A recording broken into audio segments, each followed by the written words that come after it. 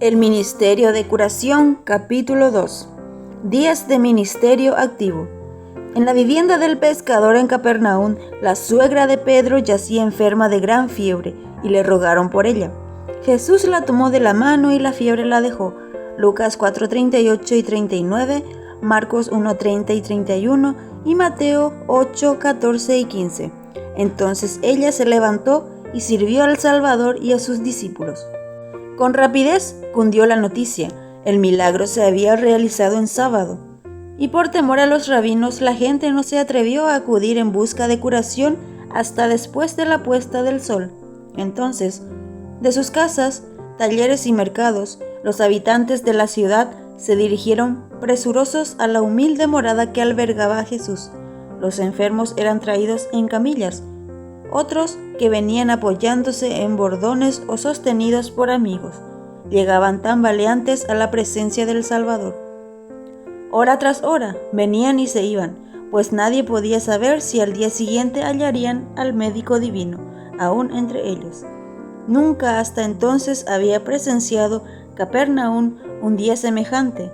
El aire estaba lleno con las voces de triunfo y los gritos de liberación. No cesó Jesús su obra hasta que hubo aliviado al último enfermo.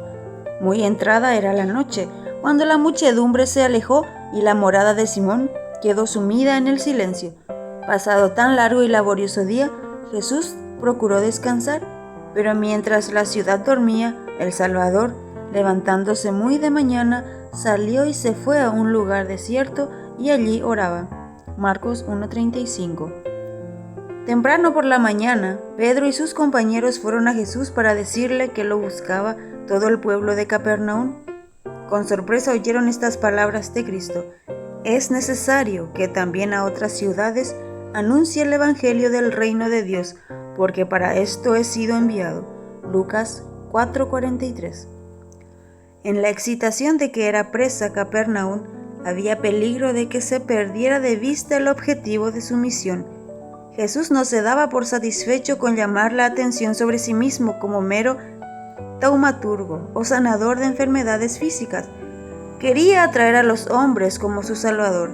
Mientras la muchedumbre anhelaba creer que Jesús había venido como rey para establecer un reino terrenal, Él se esforzaba por desviar a esas mentes de lo terrenal a lo espiritual. El mero éxito mundanal habría obstaculizado su obra.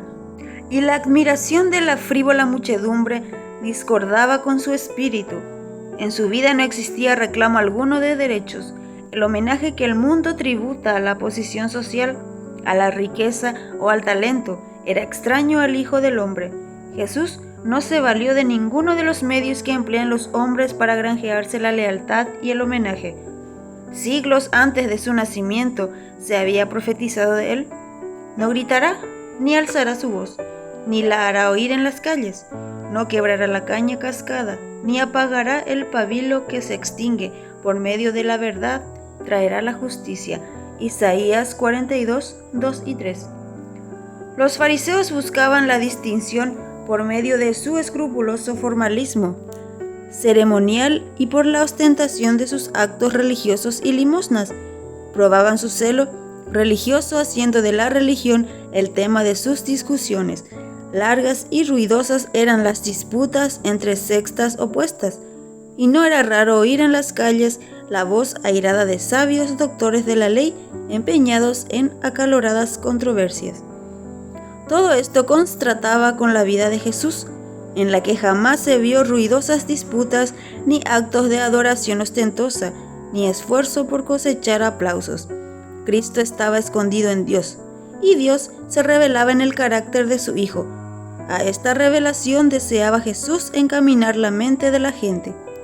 El sol de justicia no apareció a la vista del mundo con esplendor para deslumbrar los sentidos con su gloria. Escrito está de Cristo, como el alba en su salida. Oseas 6:3. Suave y gradualmente raya el alba en la tierra, disipando las tinieblas y despertando al mundo a la vida. Así también nació el sol de justicia, trayendo en sus alas salvación. Malaquías 4:2. Este es mi siervo, yo lo sostendré, mi escogido, en quien mi alma tiene contentamiento. Isaías 42, 1. Fuiste fortaleza para el pobre, fortaleza para el necesitado en su aflicción, refugio contra la tormenta, sombra contra el calor. Isaías 25, 4. Así dice Jehová Dios, creador de los cielos y el que lo despliega, el que extiende la tierra y sus productos, el que da aliento al pueblo que mora en ella, y espíritu a los que por ella caminan. Yo, Jehová, te he llamado en justicia, y te tendré por la mano, te guardaré y te pondré por pacto al pueblo, por luz de las naciones, para que abras los ojos de los ciegos, para que saques de la cárcel a los presos, y de casas de prisión a los que moran en tinieblas. Isaías 42, 5 al 7. Guiaré a los ciegos por camino que no conocían, los haré andar por sendas que no habían conocido, delante de ellos cambiaré las tinieblas en luz, y lo escabroso en llanura. Estas cosas les haré, y no los desampararé. Versículo 16. Cantad a Jehová un nuevo cántico, su alabanza desde el extremo de la tierra, los que descendéis al mar y cuanto hay en él, las costas y sus moradores. Alcen la voz, el desierto y sus ciudades, las aldeas donde habita Cedar. Canten los moradores de Selá, desde la cumbre de los montes, den voces de júbilo. Den gloria a Jehová y anuncien sus loores en las cosas. Verso 10 al 12. Cantad loores, cielos, porque Jehová lo hizo. Gritad con júbilo, profundidades de la tierra. Prorrumpid montes en alabanza, y el bosque y todo árbol que hay en él, porque Jehová redimió a Jacob, y en Israel será glorificado. Isaías 44, 23. Manifestó su gloria y los discípulos creyeron. Desde la cárcel de Herodes, donde desanimado y perplejo con respecto a la obra del Salvador, Juan el Bautista velaba y aguardaba, mandó a 2 de sus discípulos a Jesús con el mensaje: ¿Eres tú aquel que había de venir o esperaremos a otro? Mateo 11:3. El Salvador no respondió en el acto a la pregunta de esos discípulos. Mientras ellos esperaban, extrañando su silencio, los afligidos acudían a Jesús. La voz del poderoso sanador penetraba en los oídos de los sordos. Una palabra, un toque de su mano, abría los ojos ciegos para que contemplasen la luz del día, las escenas de la naturaleza, los rostros amigos y el semblante del libertador. Su voz llegaba a los oídos de los moribundos, y éstos se levantaban sanos y vigorosos. Los endemoniados paralíticos obedecían su palabra, les dejaba la locura y lo adoraban a él. Los campesinos y jornaleros pobres, de quienes se apartaban los rabinos por creerlos impuros, se reunían a su alrededor y él les hablaba palabras de vida eterna. Así transcurrió el día, viéndolo y oyéndolo todos los discípulos de Juan.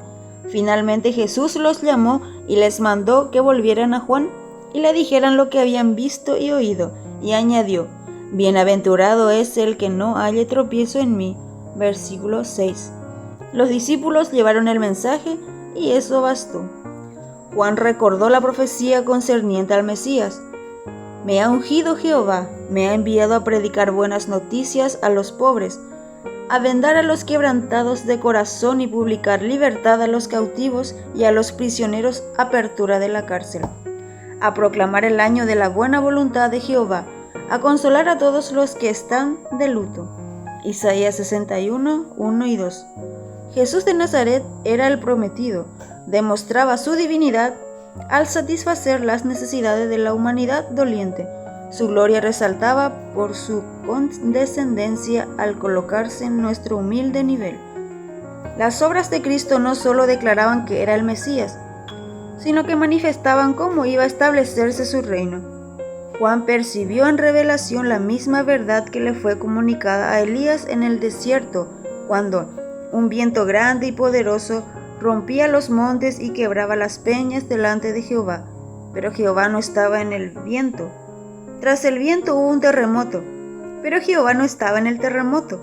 Tras el terremoto hubo un fuego, pero Jehová no estaba en el fuego. Pero después del fuego, Dios habló al profeta en voz apacible y suave. Primera de Reyes 19, 11 y 12. Así también Jesús iba a realizar su obra, no trastornando tronos y reinos, no con pompa u ostentación exterior, sino hablando al corazón de los hombres mediante una vida de misericordia y desprendimiento. El reino de Dios no viene con exhibiciones externas, viene mediante la dulzura de la inspiración de su palabra, la obra interior de su espíritu y la comunión del alma con el ser que es su vida. La mayor demostración de su poder se advierte en la naturaleza humana, llevada a la perfección del carácter de Cristo. Los seguidores de Cristo han de ser la luz del mundo, pero Dios no les pide que hagan esfuerzo alguno para brillar. No aprueba los intentos llenos de satisfacción propia para ostentar una bondad superior. Desea que las almas sean impregnadas de los principios del cielo, pues entonces, al relacionarse con el mundo, manifestará la luz que hay en ellos. Su inquebrantable fidelidad en cada acto de la vida será un medio de iluminación. Ni las riquezas, ni la alta posición social, ni la indumentaria costosa, ni los suntuosos edificios o mobiliarios son esenciales para el adelanto de la obra de Dios, ni tampoco las hazañas que reciben el aplauso de los hombres y fomentan la vanidad. La ostentación mundana, por imponente que sea, carece de valor a la vista de Dios. Por sobre lo visible y temporal, Él aprecia lo invisible y eterno. Lo primero tiene valor tan solo cuando expresa lo segundo. Las obras de arte más exquisitas no tienen belleza comparable con la del carácter, que es el fruto de la obra del Espíritu Santo en el alma. Cuando Dios dio a su Hijo a nuestro mundo, dotó a los seres humanos de riquezas imperecederas, riquezas que no tienen punto de comparación con los tesoros humanos acumulados desde que el mundo es mundo. Cristo vino a la tierra y se presentó ante los hijos de los hombres con el atesorado amor de la eternidad, y tal es el caudal que por medio de nuestra unión con Él podemos recibirlo, manifestarlo y distribuirlo. La eficacia del esfuerzo humano en la obra de Dios se corresponderá con la consagración del obrero, por medio de la revelación del poder de la gracia de Dios para transformar la vida. Hemos de distinguirnos del mundo, porque Dios imprimió su sello en nosotros, y porque manifiesta en nosotros su carácter de amor. Nuestro Redentor nos ampara con su justicia. Al escoger a hombres y a mujeres para su servicio, Dios no pregunta si tienen bienes terrenales, cultura o elocuencia. Su pregunta es: ¿andan ellos en tal humildad que yo pueda enseñarles mi camino?